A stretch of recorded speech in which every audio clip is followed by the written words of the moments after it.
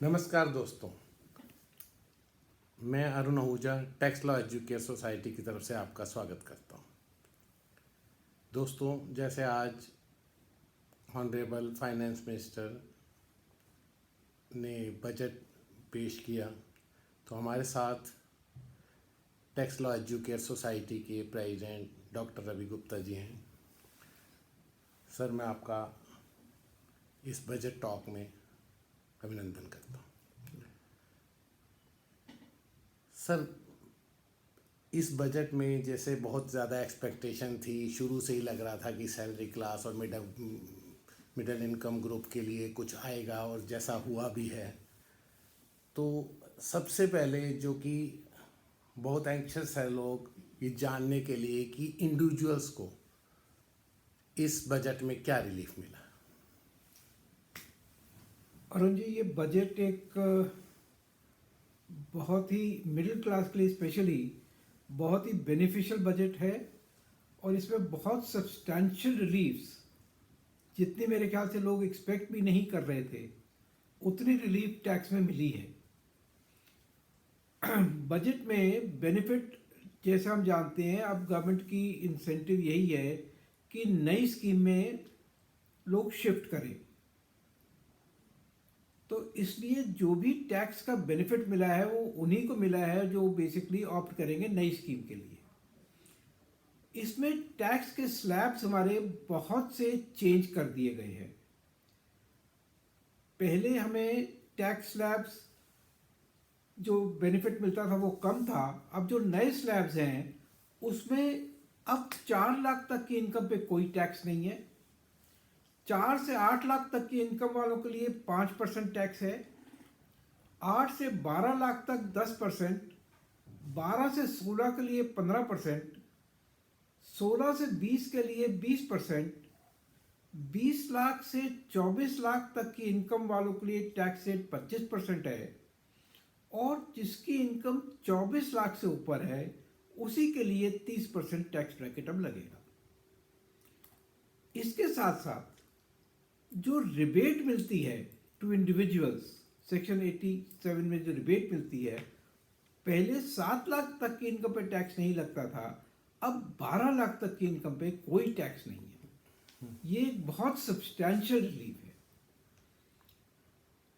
और आपकी जानकारी के लिए मैंने एक छोटी सी कैलकुलेशन बनाई है जिसमें मैं आपको बताना चाहूँगा कि tax saving different level of income के लिए कितनी होने जा रही है।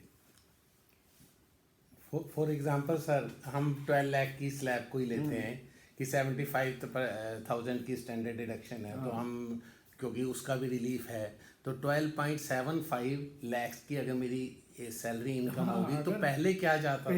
अगर 12.75 लाख की सैलरी इनकम है तो उसमें 12 लाख, जैसे मैंने बताया आपको, उस पर कोई टैक्स नहीं है।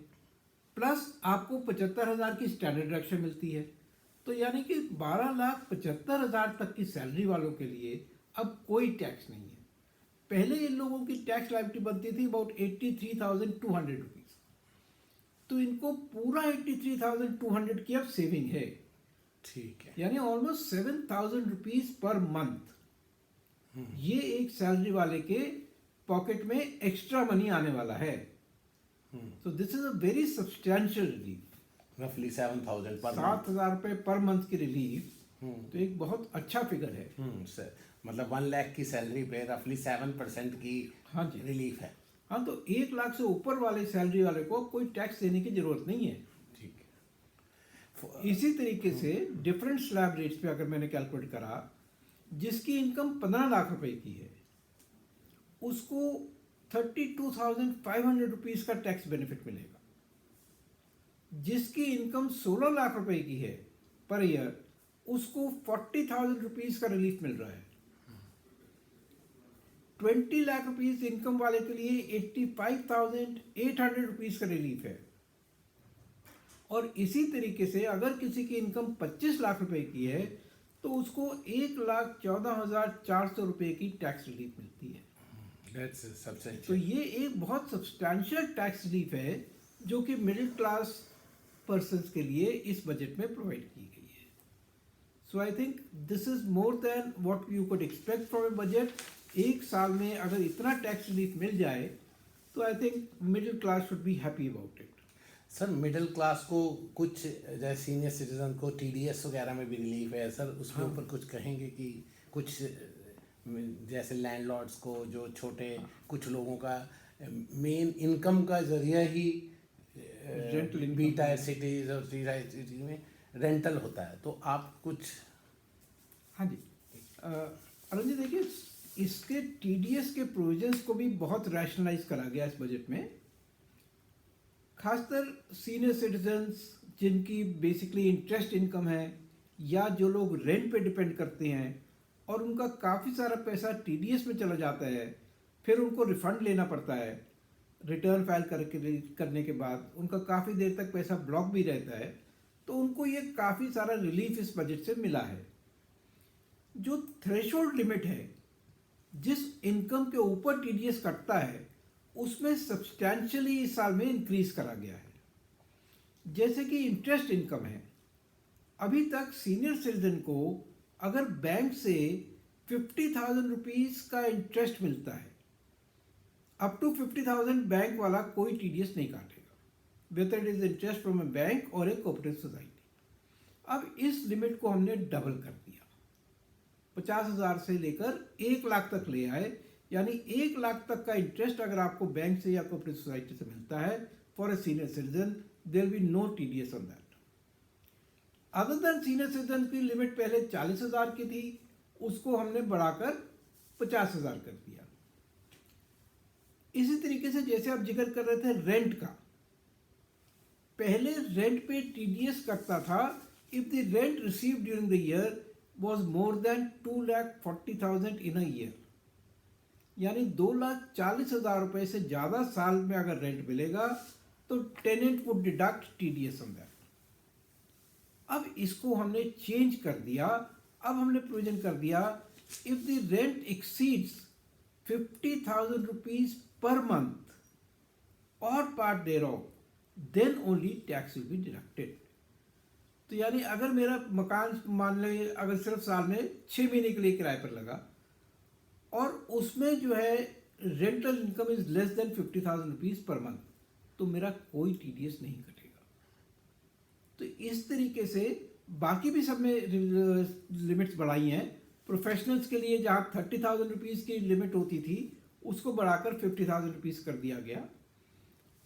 तकरीबन सारे ही प्रोविजंस में थ्रेशोल्ड लिमिट को काफ़ी इंक्रीज करा गया है इस बजट में। So this is again a very big relief, specially for individuals and more so for senior citizens.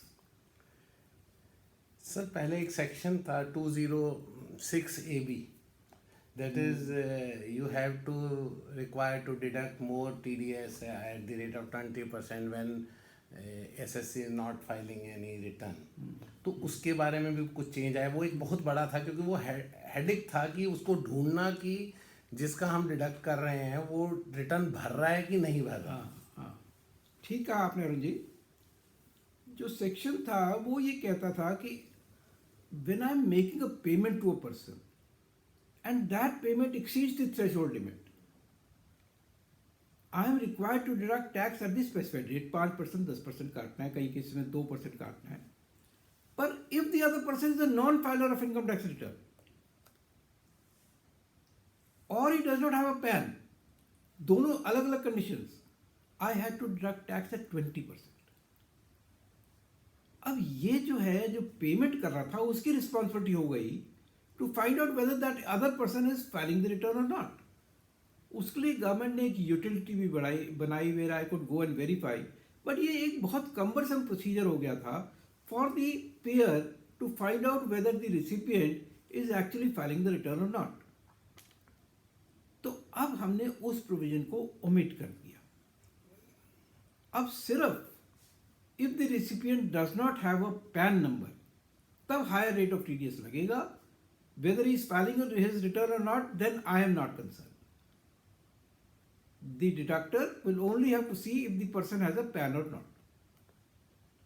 तो ये एक और सिंप्लीफिकेशन टैक्स पेयर्स के लिए करी गई। सर जैसे टीडीएस और टीसीएस का जब हम एप्लीकेबिलिटी देखते थे तो बहुत ज़्यादा एक 206 206C1H 1H में और 206C1G में, तो 1H का पहले डिस्कस कर लेते हैं कि कभी बायर ने डिडक्ट करना है, टीडीएस करना है या टीसीएस करना है।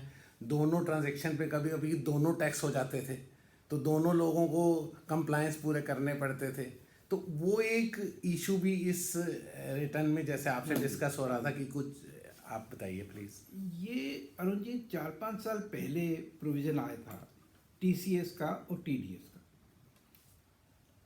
टीसीएस का प्रोविजन था 206C1H में, जो कि सेलर के ऊपर एप्लीकेबल होता था। Whenever there is a transaction of sale and purchase of goods, वो इसकी थ्रेशोल्ड लिमिट्स थी। उस थ्रेशोल्ड लिमिट्स के ऊपर 206C1H कहता था कि जो सेलर बायर को पेमेंट करेगा, he would also have to collect TCS, 0.1% of the sale value. और दूसरा प्रोविजन था which was applicable to the buyer. जब बायर पेमेंट करेगा, he was required to deduct tax at source of 0.1% on 194Q. तो अब ये दोनों provisions TCS and TCS were applicable on the same transaction. एक ही सेल परचेज हुई, उसमें एक नेचुरली बायर होगा, एक सेलर होगा। एक प्रोविजन कहता है कि सेलर जो है वो कलेक्ट करेगा, दूसरा कहता है कि बायर डिडक्ट करेगा। उसमें फिर एक क्लैरिफिकेशन आ गई कि अगर टीडीएस कट गया तो टीसीएस अप्लाई नहीं करेगा। But again it was very cumbersome to know कि बायर ने मेरा टीडीएस काटा है कि नहीं काटा, तो इसलिए टीडीएस भी कट जाता था, टीसीएस भी कट जाता था। 50 लाख की लिमिट, वो थी, 50 लिमिट करोड़ की सबको लिमिट, थी, वो लिमिट थी। But as soon as you cross that limit, ठीक है। तो फिर दोनों को प्रॉब्लम आ जाती थी। और बहुत सारी ट्रांजैक्शंस में to be on the safer side TDS भी करता था, टीसीएस भी करता था। This led to let us say holding of your cash flows. अब इसमें कैश फ्लो की प्रॉब्लम आ गई, अननेसेसरी टीडीएस टीसीएस कर जाता था। सर एक ना एआई इंफॉर्मेशन में भी ना ये डुप्लीकेसी बहुत हो गई थी इस वजह से, क्योंकि सेम ट्रांजैक्शन पे दो बारी रिपोर्ट होती थी। तो अब हमने फिर अगेन एक सिंप्लीफिकेशन करने के लिए टीसीएस का प्रोविजन बिल्कुल ही ओमिट कर दिया। 206C1H अब ये एप्लीकेबल ही नहीं रहा। अब सिर्फ बायर जो है वो टीडीएस काटेगा 194Q में वाइल मेकिंग पेमेंट। तो collection of tax at source वो खत्म हो गया। सर एक एजुकेशन जो भी हाँ एक इम्पोर्टेंट सेक्शन था। हाँ, उसमें जो फॉरेन रेमिटेंस जा रही थी 206C1G के अंडर, अगर कोई भी रेमिटेंस 7 लाख से ऊपर जा रही थी तो उसके ऊपर टीसीएस कटता था। एजुकेशन के लिए अगर पैसा बाहर जाता था 7 लाख से ऊपर जाएगा तो उसका रेट थोड़ा कम था, पर उसमें भी टीसीएस एप्लीकेबल होता था। इस बजट में 7 लाख की लिमिट को 10 लाख रुपए कर दिया, only where the remittances for purposes of education. एक प्रोवाइजो उसमें और डाल दिया गया जो कहता है कि अगर रेमिटेंस एजुकेशन पर्पसेस के लिए कर रहे हैं and it is out of a loan from a recognized financial institution, then provisions of TCS will not apply. तो बहुत सारे पेरेंट्स अपने बच्चों को बाहर पढ़ाने के लिए बैंकों से लोन लेते हैं और उस लोन में से फॉरेन रेमिटेंस करते हैं। तो अब उस केस में उनको टीसीएस की कोई रिक्वायरमेंट नहीं रहेगी। सर एक इंडिविजुअल्स के लिए एक हाउस प्रॉपर्टी में, क्योंकि वो भी एक सेल्फ ऑक्यूपाइड प्रॉपर्टी और लेट आउट प्रॉपर्टी का एक इशू था कई टाइम से, जो कि एड्रेस नहीं हो रहा था, और स्पेसिफिक कई कंडीशंस होती थी जिसमें टू सेल्फ ऑक्यूपाइड और सिंगल सेल्फ ऑक्यूपाइड को भी, वो उसके बारे में सर। देखिए जो करंट प्रोविजंस हैं उसके under if an assessee has 2 self occupied houses, then income from 2 self-occupied houses can be taken to be nil. दो से ज़्यादा है तो ही can select any two of them where income will be taken as nil, others will be deemed to be let out. एक इसमें और condition थी कि if an assessee has a self occupied house at a place where he is not residing, where he is not working. अब एक आदमी की नौकरी दिल्ली में है, उसके पास मकान है बॉम्बे में, he does not let it out, अपने लिए रखा हुआ है, but he could not occupy it also. अब उसको नील इनकम तभी मान सकता था if he could establish there are certain conditions कि he is not using it for any other purpose and he cannot occupy it because of his employment being at some other place. अब ये सारे evidences इकट्ठा करना, prove करना, this was becoming headache for the individual tax payer. अब वो income tax officer को satisfy करे कि मैं because of my employment I can not occupy it, I am not getting any other benefit from this. तो ये सारी conditions अब हमने ओमिट ही कर दी। अब सीधा कर दिया कि दो रेजिडेंशियल हाउसेस की जो सेल्फ ऑक्यूपेशन के लिए रखी हैं उसकी इनकम को आप नील मान सकते हैं। No other conditions are attached to that. Sir थोड़ा सा अब इंडिविजुअल से थोड़ा सा हट के थोड़ा हम दूसरे फील्ड्स को भी टच करते हैं, that is startup. Okay, startups को एक इंसेंटिव मिला है इस बजट में। ATIC सेक्शन है जिसके अंदर स्टार्टअप्स को एक हम 100% of the profits was exempt. उसकी एक टाइम लिमिट थी, कुछ कंडीशन थी उस केस में कि टर्नओवर 100 करोड़ से ऊपर की नहीं होनी चाहिए। एक मेजर कंडीशन थी that the company should have been incorporated at any time before 2025। वो लिमिट अब खत्म होने जा रही थी, तो यानी 25 के बाद जो नई स्टार्टअप कंपनीज बनती उनको कोई टैक्स एग्जेम्पशन की एलिजिबिलिटी नहीं थी। तो इस बजट में हमने इस डेडलाइन को 5 साल के लिए बढ़ा दिया। So now any startup company which is established even up to 31st March 2030, they will be eligible for 100% of their profits to be deductible under section 80IC। तो एक बहुत बड़ा रिलीफ 5 साल के लिए हमने इस टाइम पीरियड को बढ़ा दिया स्टार्टअप्स के लिए। सर एक return filing under section 139(8)A regarding updated return, अच्छा, क्योंकि वो 2 साल की लिमिट कई लेट लतीफ़ वालों के लिए वो भी बहुत कम पड़ रही थी, तो उसके लिए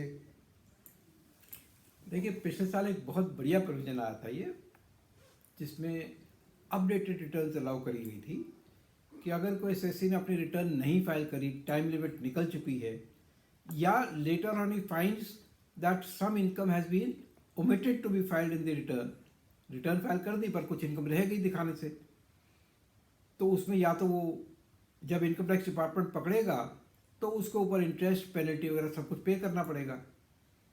तो डिपार्टमेंट ने इनकम टैक्स एक्ट में एक ऑप्शन दी थी एसएससी को that you can file your updated return.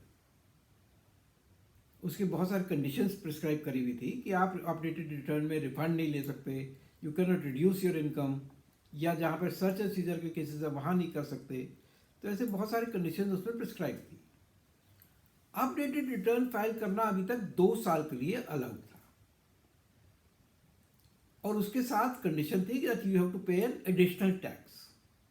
अगर 1 साल के अंदर रिटर्न को अपडेट करेंगे तो यू हैव टू पे 25% एक्स्ट्रा टैक्स, और अगर 2 साल में करेंगे तो यू हैव टू पे 50% एडिशनल टैक्स।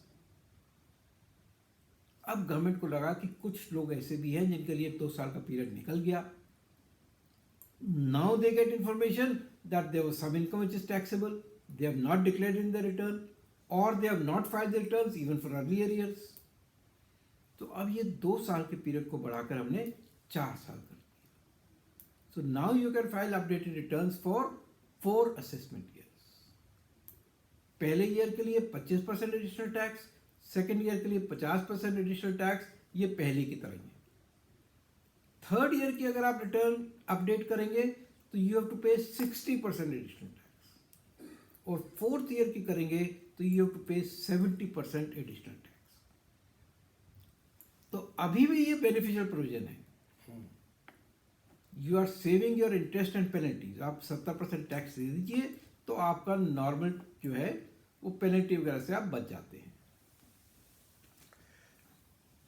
सर जैसे ये बजट के बारे में है कि ये इंडिविजुअल के लिए तो बहुत बढ़िया बजट है, पर एज टैक्स एक्सपर्ट क्या आप समझते हैं कि कुछ मिसेस भी हैं इस बजट में, कुछ मिस भी किया है, कुछ कई जगह हम कुछ कर सकते थे और वो हमसे रह गया, या अगली बार के लिए जैसे भी आप बता ही रहे थे कि अब विद इन 1 वीक नया बिल आना है, तो उसके लिए क्योंकि कुछ मिसेस हैं इसमें जो कि हम एक्सपेक्ट कर। This was a very important announcement made by the finance minister. अब ये गवर्नमेंट ने पिछले साल भी प्रॉमिस करा था that we are going to come out with a very simplified income tax act. अभी जो इनकम टैक्स एक्ट है वो इतना मोटा हो गया, इतनी कॉम्प्लिकेशंस है, इतने सारे प्रोविजोज हैं, इतनी एक्सप्लेनेशंस हैं और इतने सारे सेक्शंस हैं जो रिडंडेंट हो चुके हैं, but they are still a part of the income tax act. Income tax act बना था 1961 में और इतने सालों में अबाउट 65 ईयर्स जितने भी हो गए, हम उसमें हर साल इतने पैचेस लगाते जाते हैं, इतने सारे प्रोविजोज ऐड करते जाते हैं, इतनी एक्सप्लेनेशंस ऐड करते जाते हैं कि अब वो इनकम टैक्स एक्ट को समझना अपने आप में एक बहुत मुश्किल काम हो गया। तो अब इस बारी फाइनेंस मिनिस्टर ने अनाउंस कराया कि next week she will be bringing out a new income tax act which will be a much simplified version of the present act. और गवर्नमेंट की ये प्रॉमिस है that will be much simpler for the tax payer as well as the tax administrator. So we'll have to wait for the next week, let the new finance bill come. I think then it will be thrown up for public discussions and then we will see what are the simplified provisions of the act. अब आपने कहा कि इस budget में क्या miss हो पाए। देखिए, कोई भी बजट सारे पब्लिक की एक्सपेक्टेशंस को फुलफिल नहीं कर सकता। It is an impossible task. आज तक ऐसा बजट मैंने नहीं देखा जिसमें कि हर एक आदमी कंट्री का खुश हुआ हो।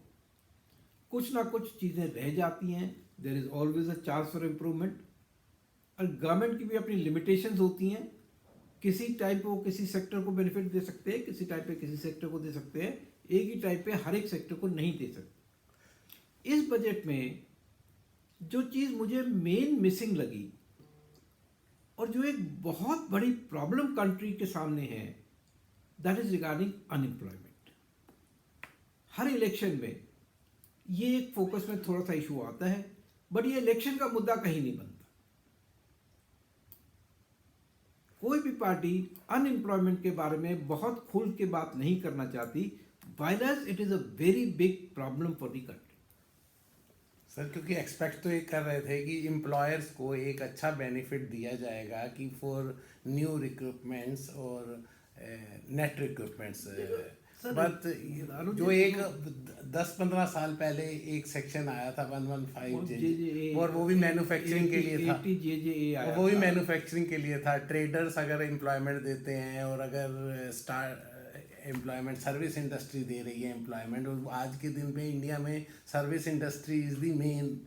नहीं अरुण जी, देखो माय बिलीफ इज कि एक प्रोविजन इनकम टैक्स में डालने से या एक प्रोविजन कहीं और डाल दें, उन चीज़ों से एम्प्लॉयमेंट जनरेशन नहीं होती।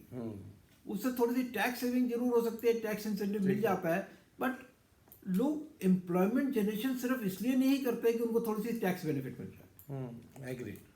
एम्प्लॉयमेंट जनरेशन के लिए मुझे एक बहुत कॉम्प्रिहेंसिव प्लान बनाना पड़ेगा, जिसमें मुझे लैंड रिफॉर्म्स भी चाहिए, मुझे इलेक्ट्रिकल रिफॉर्म्स भी चाहिए। I have to provide land and building, I have to provide cheap electricity, I have to provide a good market for the industry, demand create करनी है। तो ये सारे फैक्टर्स जब इकट्ठे होंगे तभी मेरी एम्प्लॉयमेंट जनरेशन हो सकती है। अभी अब क्या हो रहा है कि हम कंट्री में जो फ्रीबीज बांट रहे हैं, जो हम लोगों को आदत डाल रहे हैं कि फ्री में सामान देने की, उसकी वजह से बल्कि एक तो हम डिसइंसेंटिव दे रहे हैं फॉर एम्प्लॉयमेंट। तो हमें एक बहुत कॉम्प्रिहेंसिव प्लान तैयार करना पड़ेगा, and we will have to act on so many fronts, then only we can talk about employment generation. Employment generation की हम कह तो देते हैं कि होना चाहिए, बट सिर्फ बजट में डालने से एक आध प्रोविजन को उससे क्योंकि इसके लिए पूरी एक अलग बिल कॉम्प्रिहेंसिव पॉलिसी चाहिए गवर्नमेंट की। और सर कैपिटल मार्केट भी आज फ्लैट था। कैपिटल मार्केट के लिए इस बजट में कोई खास इंसेंटिव ऐसा नहीं दिखा। इंडस्ट्री के लिए भी डायरेक्ट टैक्सेस में मुझे कोई ऐसा प्रोविजन नहीं दिखा जिसमें कोई इंडस्ट्रीज को इंसेंटिव मिल रहा हो। अब नया बजट, नया इनकम टैक्स एक्ट जो आएगा उसमें हमें देखना होगा कि इंडस्ट्रीज के लिए क्या इंसेंटिव्स है। बाकी गवर्नमेंट की पॉलिसी जैसे अब नई रिजीम में आ रही है कि गवर्नमेंट इंसेंटिव्स डिडक्शंस नहीं देना चाहती, at least in the income tax act. उसको सिंप्लीफाई करने के लिए अब हमें दूसरे एवेन्यूज को ही देखना पड़ेगा। सर ऐसा कैसे होता है कि कभी एक बजट में किसी चीज़ पे बहुत ज़्यादा फोकस होता है और अगले बजट में वो चीज़ बिल्कुल ही अलग हो जाती है, जैसे वर्चुअल करेंसी या डिजिटल करेंसी या एक गेमिंग के ऊपर इतना बड़ा इश्यूज बने हुए हैं जीएसटी डिपार्टमेंट में भी, इनकम टैक्स में भी, कि गेमिंग स्किल ऑफ आर्ट है या ये है और कैसे इसकी अकाउंटिंग होगी और कैसे ऑफिशियल है या ऑथराइज्ड है, उसके बारे में ना एक बजट में हम डिजिटल करेंसी करते हैं, वर्चुअल करेंसी करते हैं और हम अगले बजट में उसका मतलब क्या ये पॉलिसी चेंज होता है या नहीं अरुण जी, देखिए इसमें हमने जो पिछले बजट में करा, all that government has clarified is कि वर्चुअल डिजिटल एसेट्स की ट्रांजैक्शन पे जो आपकी इनकम होगी उसको हम टैक्स करेंगे at the maximum rate of 30%। एक फ्लैट रेट हमने बना दिया कि हम उसमें 30% टैक्स ले लें। उसमें टीडीएस वगैरह का प्रोविजन भी डाल दिया हमने।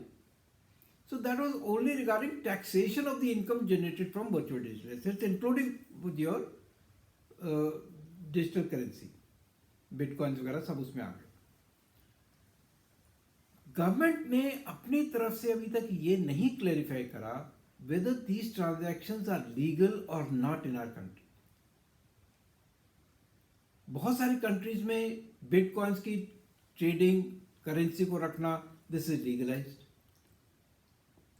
हमारी कंट्री में वेदर इट इज लीगलाइज्ड और नॉट लीगलाइज्ड, इसके ऊपर कोई क्लैरिफिकेशन गवर्नमेंट ने नहीं दी, बल्कि गवर्नमेंट ने यहां तक भी कह दिया that we are not clarifying. अभी तक गवर्नमेंट ने इसके ऊपर कोई क्लैरिफिकेशन नहीं दिया, neither earlier nor in this budget, neither under income tax nor under any other law. Sir NCR के रेजिडेंट होने के नाते हमको, जैसे इस वक्त दिल्ली में इलेक्शन है तो मिडिल क्लास को एक अच्छा मिल गया, पर एज पोल्यूशन के लिए तो हम अभी भी वेट करते रह गए कि इस पोल्यूशन में, और जिस तरह अब ये बी टायर सिटी में भी हो रहा है, पोल्यूशन के ऊपर भी जैसे आपका अनएम्प्लॉयमेंट पे कोई पॉलिसी नहीं दिख रही, तो हमें तो ये पोल्यूशन के ऊपर भी कोई बहुत बड़ा एफर्ट नहीं दिखा इसमें। अरुण जी देखिए, हमारी एक्सपेक्टेशन कि हर एक चीज का क्योर हमारे को बजट में मिल जाए वो नहीं हो पाता सर। सम अंडरलाइनिंग्स होती है बस। अब वो बजट में तो देखिए basically it's a government allocation of funds. अब वो मिनिस्ट्रीज के जहाँ डिमांड आती है गवर्नमेंट उसके बेसिस पर उसको एलोकेशन कर देती है।